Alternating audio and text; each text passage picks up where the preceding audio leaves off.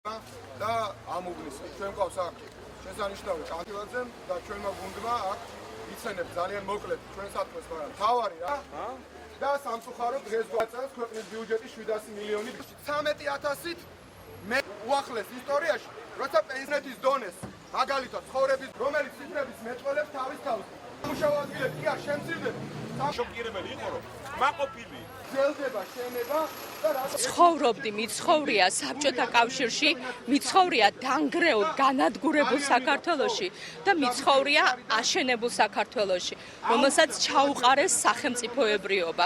მე ვარ ამ სახელმწიფოებრიობის მომხრე, მე ვარ ევროინტეგრაციის მომხრე. გაქათქათებული, დასუფთავებული ბათუმი, რომელიც აგურ იწმინდებოდა, გზები იგებოდა, დღეს არის დანაგვიანებული, ამორტიზირებული. ჩვენმა მოქალაქეებმა დაინახა განსხვავება საქმის მკეთებელ ნაციონალურ მოძრაობასა და უნიათო და არაკომპეტენტურ დღევანდელ ხელისუფლებას შორის, რომელმაც წელიწადი 8 თვის განმავლობაში დაწყებულ საქმეზე აგური ვერ დაადო და ძალიან ბევრი პროექტი გააჩერა. ძალიან მნიშვნელოვანია რომ არჩევნებზე ჩვენმა ახალმა მთავრობამ, რომელიც 4 წლით აირჩიეს, მიიღოს ძალიან ძლიერი სიგნალი ჩვენი ხალხისგან. მე არ მაქვს ილუზია, რომ ამ პოლიტიკურ გუნდს ვიზის მთავრობაშია ოცნებას ივანიშვილი ღარიბაშვილის გუნდს შევცვლით. მაგრამ უნდა ვაიძულოთ, რომ ნაკლები ზიანი მოიტანოთ და უნდა ვაიძულოთ, რომ რაღაცა მაინც გააკეთოთ.